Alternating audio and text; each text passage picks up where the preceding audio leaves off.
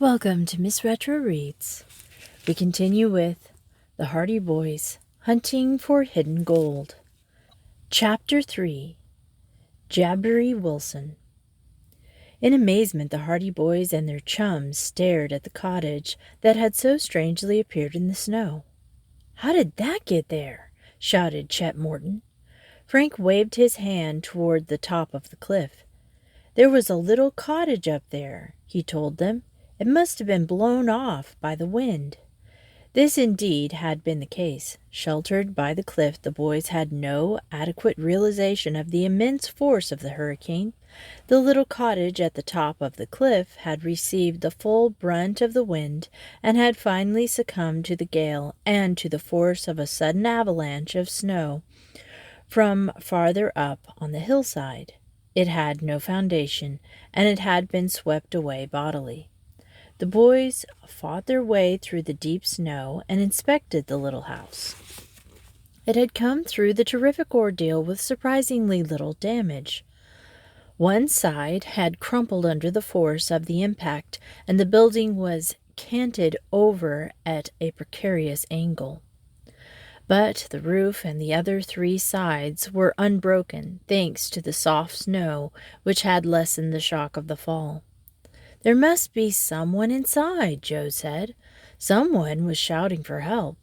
Frank found the door of the cottage and tried to open it, but it was jammed, as the house was not standing upright. Then he discovered a window, the glass of which was shattered, and with assistance from the others, he made his way inside. The interior of the place was wrecked. In the dim light, Frank could see the broken boards and the shattered timbers, the broken glass, the upturned stove, the smashed furniture, but there was no sign of any human being. "Doesn't seem to be anyone here," he called out to the others. Just then he heard a sigh. It came from beneath an upturned cot at one side of the room. He investigated and saw a hand emerging from beneath the cot. In a few minutes he had raised the small bed and found an old man laying face downward on the floor. "Help me out," muttered the old man feebly. Frank called to the others, and one by one they came scrambling through the window. Together they raised the old man to his feet and set him down on the cot, which they turned to an upright position again. Painfully, the old fellow rubbed his aching joints. "No bones broken," he said at last. "I'm lucky I wasn't killed." "You might have been crushed to death," Frank interposed. "It's lucky you boys were near," he said. "I'd have froze to death if I'd been left pinned under that cot. I mightn't have been found for days. But it takes a lot to kill Jabberey Wilson. I guess my time ain't come yet." The old man looked round and smiled feebly at the lads. He was small but sturdy of frame, with kindly blue eyes and a gray beard. "I've often thought it was dangerous to live in a place at the top of a cliff like that," he said. "There've been times when the wind was so strong I was afraid it would pick up my house and lift it clean out into the lake. But somehow it always stood up until today. It all came so suddenly I hardly knew what was happening. Mighty good thing the house landed right side up. How did you lads come to be nearby?" "We were on a skating trip, and we got caught in the storm," Frank told him. "We took refuge at the foot of the cliff, and we were standing there when we heard the crash. Then we heard someone call. That was me. I didn't think there was any use of hollering, but I hollered just the same, although I didn't think there was a human soul within 3 miles. Jabberey Wilson got up off the cot, but subsided back with a groan of pain. "I got banged and bumped around too much," he said. "Thought I'd get busy and try to straighten things up round here." "We'll do that," said Jerry Gilroy promptly. "Everything's pretty well smashed up," observed the old man. "But you could maybe fix the stove so it would work again. Looks as if we're all here to stay until the storm blows over." The boys made Jabberey Wilson comfortable, on his cot, and then they set to work to restore some semblance of order to the interior of the little cabin. They managed to patch up openings in the walls through which the snow was drifting, and although one side of the cottage had collapsed completely, there was still sufficient room in which to move about. They nailed a tarpaulin over the broken window, righted the table and chairs, and picked up tin dishes that were scattered about on the floor. The stove gave them the most trouble, but they were able to set the stovepipe up again and light a fire so that before long a comfortable warmth began to pervade the interior of their shelter. Jadbury Wilson, lying on the cot, approved of their efforts. "We're in and out of the storm anyway," he said. "That's the main thing, and from the sound of that wind it ain't as yet dying down any." Frank Hardy drew aside the tarpaulin and looked out. It was dark now, and with nightfall the blizzard seemed to have increased in volume. The wind beat against the sides of the cabin. The snow swished madly against the roof. "We're marooned here for the night," he told his chums. "It could be worse," remarked Joe. "We're lucky to be under cover." "I'll say we are," declared Chet. "Might as well make the best of it." "How about eating?" demanded Jerry. "You'll find tea and bread and bacon in the cupboard," said Jadbury Wilson. "I'm feeling sort of hungry myself." The boys rummaged about in the cupboard, which was undamaged, and found provisions. The water had been spilled, but Frank melted some snow on the stove and after a while had the kettle boiling. The fragrant smell of frying bacon pervaded the cabin, and in due time supper was served, all doing full justice to the meal. Afterwards they washed the dishes and set about making themselves comfortable for the night. Jadbury Wilson possessed but the one narrow cot, so the boys saw that they would be obliged to sleep on the floor of the cabin. However, the old man had plenty of blankets, and it was decided to have each lad stand watch for 2 hours in order to keep the fire going. In spite of the fact that the bitter wind swept through chinks and crannies in the cabin walls, the place was comfortably warm, and the fire radiating a good heat in the confined space. Jadbury was disconsolate. "Troubles never seem to come one at a time," he groaned, laying on the cot. "This is the finishing touch." "Have you been having bad luck, Mr. Wilson?" asked Frank sympathetically. "I've had nothing but bad luck for more'n a year past now. This is the worst blow yet. I'll never be able to put this house back on the cliff again." "Oh, perhaps it isn't as bad as that," said Joe cheerily. "You might have been badly hurt. There's that to be thankful for." "I suppose you're right, lad. I suppose you're right. I ought to be glad I'm still alive. But when you're getting old and poor and you ain't able to work like you've been used to, and everything seems to be going against you, it ain't so easy to keep cheerful." The old man seemed so downhearted that the boys did their best to console him. But this final disaster to his humble cottage had proved a hard blow. He lacked the resiliency and optimism of youth. "There was a time when I should have been worth lots of money," he told the boys, "and if I had my rights I ought to be worth lots of money today. But here I am, with not many years ahead of me, living away out here alone in a little 2-by-twice cabin, and now the wind has to come along and blow it into the lake. It don't seem fair, somehow." "What do you do for a living, Mr. Wilson?" asked Chet Morton. "I've been doing a bit of trapping and hunting lately," the old man replied. "Most of my life I've been a miner. I've traveled all over the country." The boys were at once interested. "A miner, were you?" "Yep.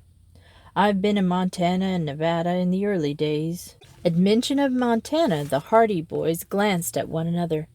Jadbury Wilson did not seem to notice. "I've been in the Klondike in the rush of '98, and I've been up in Cobalt, the Porcupine, too. Made a little money here and there, but somehow something always happened to keep me out of the big winnings.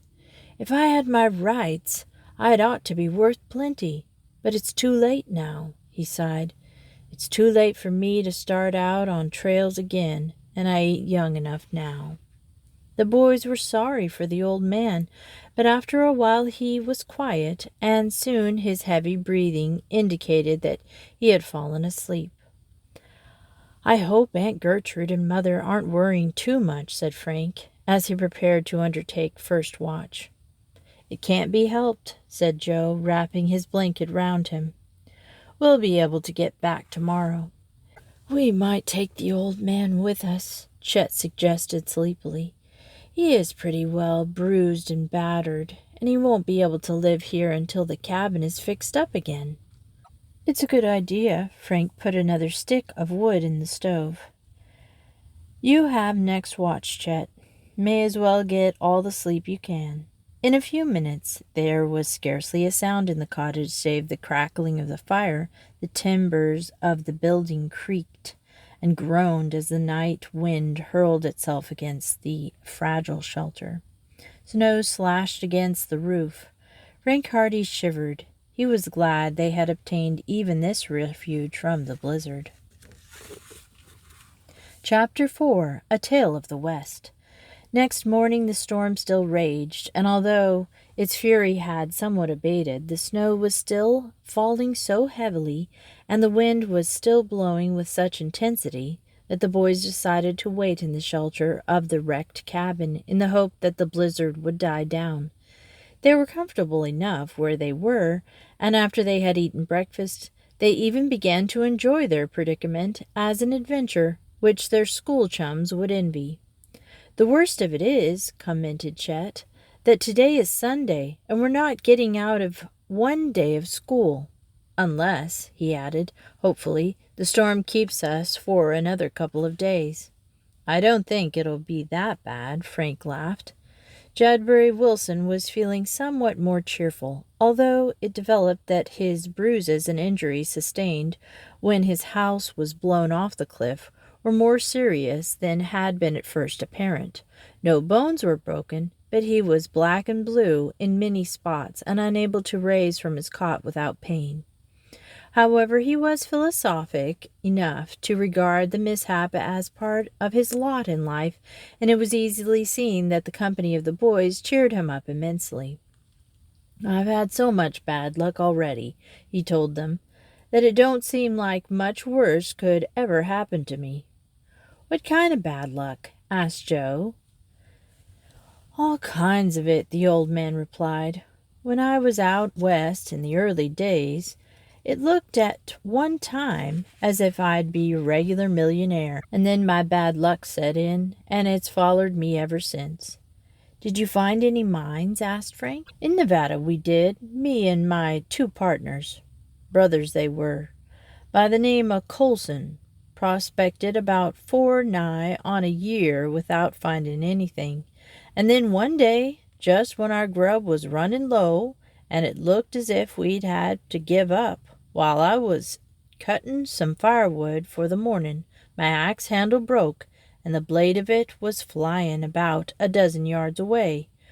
When I was over to pick it up, I found it had gone smash against a rock and chipped some of the surface away." "And you found gold?" asked Joe eagerly. "That there little accident uncovered a fine vein of gold, so we started to work it, and we staked our property, and was getting along fine, when some smooth strangers heard about it and came out to see what we had. Well, with half an eye they could see we'd made a real find. We was so joyful about it that we didn't try to hide it much, and that's where we made our mistake. We can't trust nobody where gold is concerned." "What happened?" "Those smooth chaps went back to town and got a slick lawyer to work with them, and one night they came out and jumped our claims. Of course we laughed at 'em, for we knew we'd been there first, but we soon found out what was up against us. That lawyer made out that we hadn't registered our claim right, and he dragged out the case until all our money was gone, and we couldn't afford to fight it any longer. and the judge gave a decision against us, and we lost our mind." "Gosh, that was crooked," remarked Jerry audibly. "Of course it was crooked, but what could we do? We had to pack up and get out. That there mine was later worth millions, although the joke was on the crooks after all, for their lawyer horned in on the property and worked it so that he got most of that in the long run." "What did you and the Colsons do then?" "We was pretty well discouraged. We just hung around town for a while, but later on we packed up and got clean out of Nevada. We didn't want to be near anything that reminded us of how near we'd been to being rich. So we went to Montana. Prospecting? Prospecting. And there we went through all that disappointment of hunting for gold all over again. We managed to get a fellow to grubstake us, and we went out into the mountains and spent almost a whole autumn searching, high and low, for some good ground.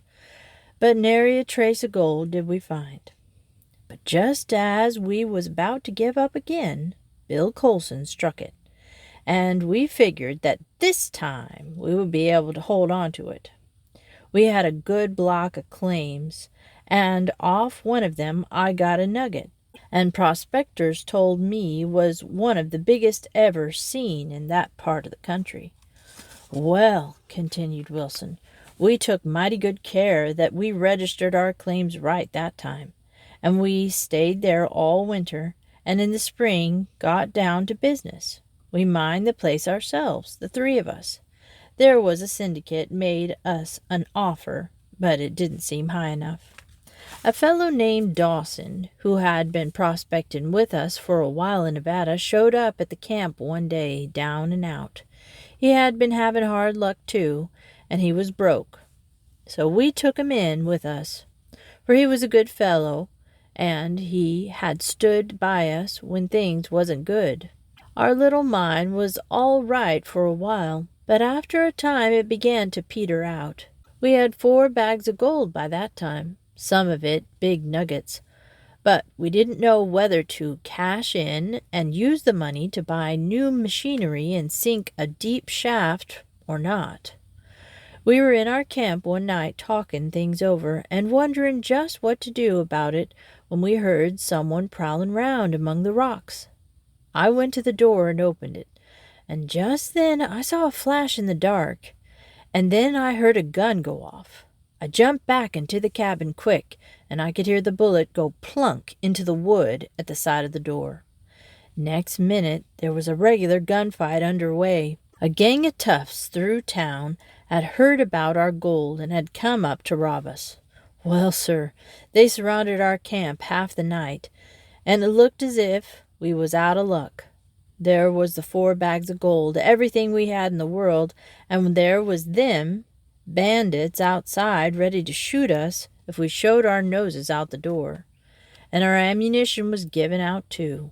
We knew we didn't have much chance. Finally, Dawson said the only thing to do was for one of us to try and get outside and hide the gold. There was no use hiding it in the cabin, for they'd be sure to find it. He volunteered to try and reach the mine and hide it underground somewhere. So we figured it out and decided that was our only chance. Maybe the bandits might catch him and get the gold, but if we kept it in the cabin, they'd be sure to get it anyway. So we figured we'd better risk it. Dawson had lots of nerve. That's one thing I'll say for him, although I'll never forgive him for what he done afterward. He had nerve, and somehow I could never believe he really meant to double-cross us at the time. We waited until the shooting had died down, and along about 3 o'clock in the morning, when everything was mighty dark, Dawson let himself out the back window. He got out all right, and nobody saw him. And how he got through the ring of bandits around the place, I never could tell. He had the 4 bags of gold with him, and mighty heavy they were, too. The last we knew, he was creeping across the rocks towards the shaft, and that was the last we saw or heard of him. "He ran away?" exclaimed the boys. "He just cleared out. and he was the fellow any of us would have trusted right to the last. But it only goes to show you can't trust nobody when they're $40,000 or $50,000 worth of gold in their hands. We never heard of him again. But what about the bandits? After we thought Dawson must have hidden the gold all right, we waited till morning, and then hung a white handkerchief at the window and gave ourselves up. The bandits came swarming in. There was about 10 of 'em. One of them was only a young chap. Black Pepper they called him, for his real name was Pepperell. He was only a young chap, but a tough customer, and more cold-blooded fellow I never hoped to meet.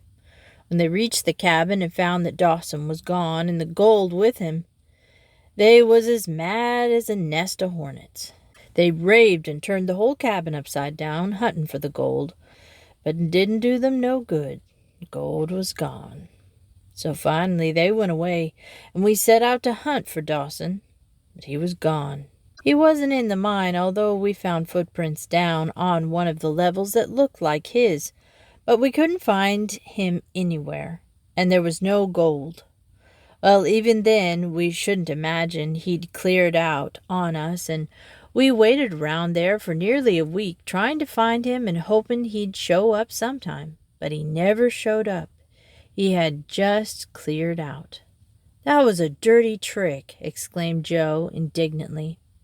"We didn't mind losing the gold so much. It was thinking we'd trusted him so much. He was the last man on earth we'd have thought would do a thing like that. Bill and Jack Colson, my partners, they just wouldn't believe it of him. But after a while, we knew we'd never see him. And although we tried to trace him, it was no use. We heard from a prospector a few weeks later that he'd seen Dawson in a mining camp up north, but that was the last we ever heard of him. He'd gone up and called him by name, but Dawson just looked at him kind of funny and said he must have been mistaken, and that his name wasn't Dawson at all. So I guess that sort of proved he was a crook." "And the mine?" asked Frank. "It wasn't no good after that. We worked it a few months longer, but it had petered out, and the syndicate wouldn't take a chance on it, and we didn't have any money to work it any more, so we abandoned it and went away. We had to split up partnership. I prospected around Montana 5 or 6 years more, but didn't make any money.